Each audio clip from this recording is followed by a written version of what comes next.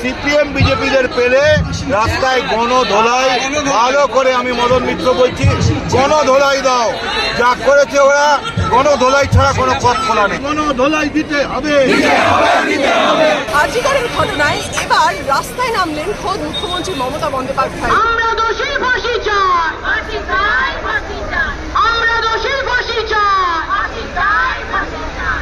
আমরা দোষী ফাঁসি চাই, ফাঁসি চাই। মৌলালি থেকে শুরু করে এসপ্ল্যানেড পর্যন্ত মুখ্যমন্ত্রী মমতা বন্দ্যোপাধ্যায় তার সমস্ত মহিলা সহকর্মীদের নিয়ে তিনি একটি মিছিল করেন এবং তারপর মুখ্যমন্ত্রী মমতা বন্দ্যোপাধ্যায় বলেন যে কলকাতা পুলিশের হাত থেকে হাইকোর্ট ইতিমধ্যেই সিবিআইকে এই তদন্তভার দিয়েছে, সেই তদন্তভার সিবিআইকে আগামী রবিবারের মধ্যেই শেষ করতে হবে।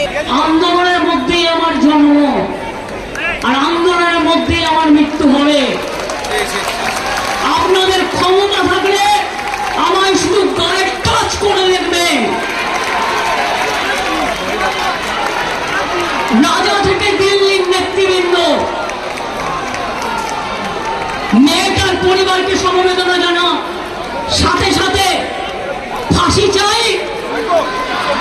রবিবারের মধ্যে সিবিআইকে বিচার কমপ্লিট করতে হবে।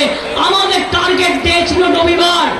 আমি জানি সিপিএম আর বিজেপি ভাঙচুরটা করেছে আরজি করে গিয়ে, নাটক করেও যখন শেষ হয়নি, আমি সাধারণ মানুষের প্রতিবাদকে স্যালুট জানাই।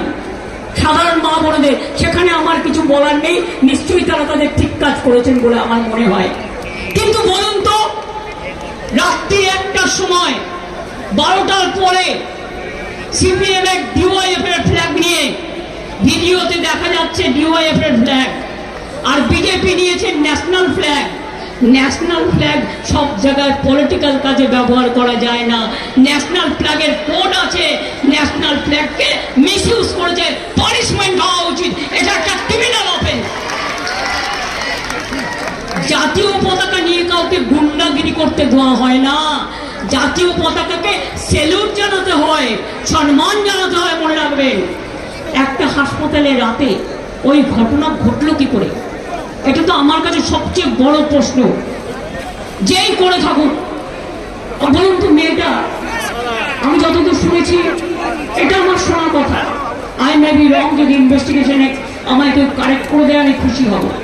আমি যেটুকু তদন্ত হয়েছিল তার থেকে শুনেছিলাম রাত্রির 1টা পর্যন্ত তারা একসাথে খাওয়া দাওয়া করেছেন, ততক্ষণ সে ভালো ছিল। তারপরে 2টার পরে সে সম্ভবত ঘুমোতে গেছে। তার ঘুমোতকালীন একটা নার্স এসে তার কাছে একবার তাকে জাগিয়েছিল ওষুধের জন্য। তারপরে যদি মেয়েটি রাত্রি 3টে থেকে সকাল 9টা পর্যন্ত ডিউটিরত অবস্থায় যদি টেস্ট না পাওয়া যায়, আপনারা কেউ খবর নিলেন না? কেন খবর নিলেন না এই 6-7 ঘন্টা? তৃণমূল কংগ্রেসের তরফ থেকে বেশ কিছু কর্মসূচিও নেওয়া হয়েছে। শনিবার দিন প্রত্যেকটি ব্লকে ব্লকে কর্মসূচি নেওয়ার পরিকল্পনা রয়েছে তৃণমূল কংগ্রেসের। 17-18 আমাদের প্রোগ্রাম দেওয়া আছে।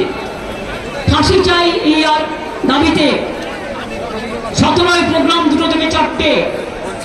18 তারিখে প্রোগ্রাম ধর্ণা 10টা থেকে 6টা। 19 তারিখে রাখি বন্ধন, ভাই বোনেরা শপথ নেবে রাখি বন্ধনের মধ্যে দিয়ে বাংলার সম্মান রক্ষা করব, বাংলার নামে বদনাম করতে দেব না, বাংলাকে অসম্মান করতে দেব না। আর ভাই বোনেরা রাখি বন্ধন করে বললেন, একটা বোনের গায়ে কেউ হাত দিলে আমার শত সহস্র ভাইরা আছে, তারা এগিয়ে আসবে, আমার শত সহস্র বোনেরা আছে, তারা এগিয়ে আসবে। মুখ্যমন্ত্রী মমতা বন্দ্যোপাধ্যায় আজ মঞ্চ থেকে সরাসরি জানিয়েছেন যে রবিবারের ডেডলাইন তিনি দিয়েছেন সিবিআইকে, সেই রবিবারই সকাল 10টা থেকে সন্ধ্যে 6টা পর্যন্ত ধর্নায় বসতে চলেছেন তৃণমূল নেত্রী মমতা বন্দ্যোপাধ্যায়।